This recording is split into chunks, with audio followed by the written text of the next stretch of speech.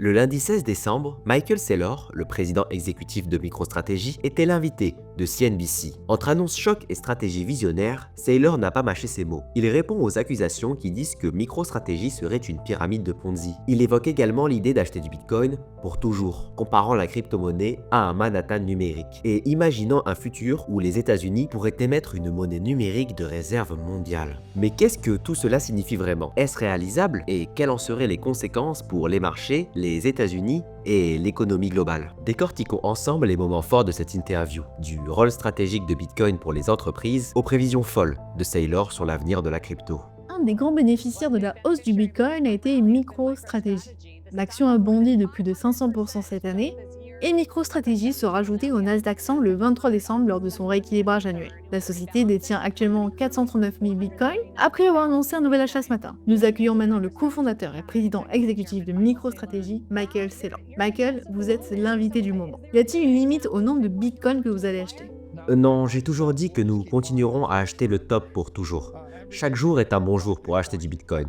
Nous le considérons comme le Manhattan numérique. J'aurais acheté Manhattan il y a 100 ans, 200 ans et chaque année au cours des 300 dernières années. Même si vous payez un peu plus que celui qui l'a acheté avant vous, investir dans la capitale économique du monde libre restera toujours un bon investissement. Pensez-vous que Trump est sérieux au sujet de la création d'une réserve stratégique de Bitcoin? Et comment cela se passerait-il? Je pense qu'il l'est.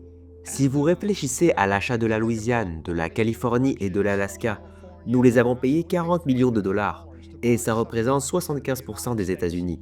Et aujourd'hui, personne ne se souvient des 40 millions. Si vous savez comment fonctionne l'argent, vous devriez acheter des propriétés et acheter l'avenir. Le plan de la sénatrice Loomis propose l'acquisition d'1 million de bitcoins. Cela représenterait 16 000 milliards de dollars pour le pays. Robert Kennedy Jr., lui, a proposé 4 millions de bitcoins, ce qui vaudrait environ 56 000 milliards de dollars. Et potentiellement jusqu'à 81 000 milliards de dollars de gains. Et cela face à 36 000 milliards de dollars de dette nationale américaine. Tout le capital présent en dehors des États-Unis et tout le capital préservé dans des actifs du XXe siècle qui sont dépassés vont affluer vers les actifs numériques. Ils vont affluer vers le réseau Bitcoin. Et la chose la plus logique serait que les États-Unis achètent l'avenir et l'achètent maintenant. Et tout ça en continuant simplement à acheter à n'importe quel prix? Je pense que l'acquisition progressive a du sens. Rappelez-vous, si vous aviez acheté Manhattan entre 1650 et 1700, un peu chaque année, cela aurait été une excellente acquisition. En ce moment, les États-Unis pourraient littéralement acheter 20 ou 25% du réseau Bitcoin, soit en échangeant leurs réserves actuelles d'or, soit en empruntant une petite somme d'argent. Le réseau Bitcoin va être multiplié par 100 et nous avons l'opportunité de l'acheter avant qu'il ne soit multiplié par 100. L'analogie que vous faites avec Manhattan est vraiment intéressante, Michael. Mais la raison pour laquelle l'achat de Manhattan avait du sens était à la fois son potentiel et aussi parce qu'il y avait une vision structurée pour son développement. Est-ce que c'est vraiment similaire dans le domaine des crypto-monnaies et sommes-nous suffisamment organisés? Vous savez, le monde entier veut un cadre pour les actifs numériques. Les États-Unis ont l'immense opportunité de définir ce cadre. Nous devons définir les concepts d'une marchandise numérique, d'une devise numérique, d'une valeur mobilière, d'un token, d'un NFT et d'un token adossé à des actifs. Il nous faut également établir les droits et responsabilités des émetteurs, des plateformes d'échange et des propriétaires. Mais cela demande un consensus entre l'exécutif, la Chambre, le Sénat et l'industrie, ce que nous n'avions pas ces 4 dernières années. L'opportunité pour les États-Unis, c'est d'émettre 10 000 milliards de dollars de monnaie numérique et de l'adosser au dollar. Et c'est de capturer 50 000 milliards de dollars de gains sur le réseau Bitcoin. Je crois fermement qu'avec un cadre pour les actifs numériques proposé par cette admission, il n'y a aucune raison pour que nous ne voyions pas 500 000 milliards de dollars d'actifs tokenisés au cours des 21 prochaines années et 280 000 milliards de capital affluent vers le réseau de capital numérique principal qu'est Bitcoin. Et à terme, où cela mènerait-il le prix du Bitcoin? Mon estimation sur 21 ans prévoit que Bitcoin s'appréciera d'environ 29% par an pour atteindre environ 13 millions de dollars par unité d'ici 2045.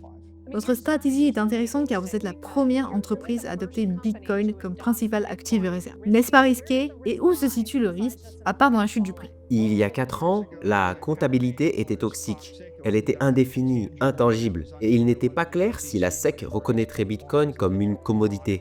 De plus, le régime réglementaire était incertain, mais les risques ont considérablement baissé en 2024. Maintenant, vous avez soit des entreprises qui sont sous étalon Bitcoin et qui réalisent un revenu récurrent annuel de 60%, avec une volatilité de 60, soit des entreprises qui sont sous étalon dollar américain, avec une volatilité et un revenu récurrent annuel de 0. MicroStrategy est aujourd'hui le plus grand déteneur d'actifs numériques au monde, avec 46 milliards de dollars en Bitcoin, et nous utilisons cet actif pour créer de la valeur. Que répondez-vous à ceux qui disent que c'est un système de Ponzi? Parce qu'à chaque fois que le Bitcoin augmente, vous émettez plus d'actions et de dettes pour acheter davantage de Bitcoin. C'est exactement comme les promoteurs immobiliers à Manhattan. Chaque fois que l'immobilier prend de la valeur, ils émettent plus de dettes pour développer encore plus d'immobilier. C'est pourquoi les immeubles de New York sont si hauts. Cela dure depuis 350 ans. Personnellement, j'appelle ça une économie. Une autre innovation majeure est l'annonce d'Alphabet sur l'informatique quantique. Cela soulève le débat.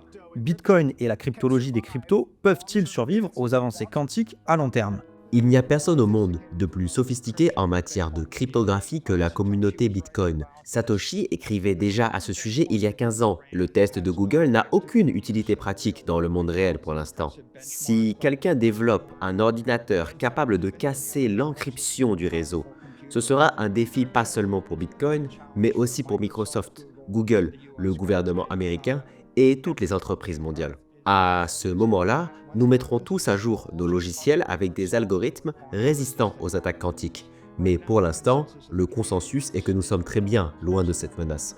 Quelle autre politique espérez-vous voir d'une administration Trump? Selon moi, la grande opportunité pour les États-Unis est d'émettre la monnaie numérique de réserve mondiale.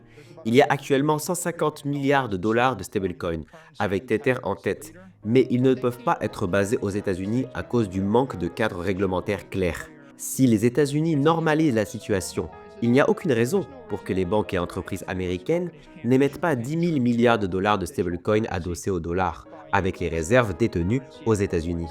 Mais n'est-ce pas une menace pour le système monétaire, pour la Fed? Eh bien non, si nous normalisons l'industrie, il y aura 10 000 milliards de dollars de demandes pour les bons du trésor américain. Cela serait excellent pour le dollar. Cela permettrait aux 8 milliards d'habitants de la planète d'utiliser le dollar américain directement sur leur téléphone et d'échanger directement entre eux.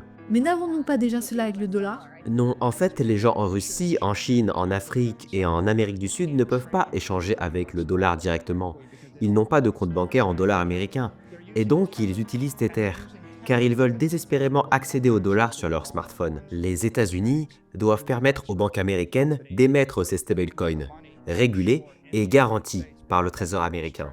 Pour finir, Michael, que pensez-vous de l'ajout de MicroStrategy au Nasdaq 100? Eh bien, c'est une légitimation énorme pour Bitcoin en tant que classe d'actifs, pour l'industrie crypto et pour MicroStrategy, qui est le plus grand déteneur d'actifs numériques au monde actuellement.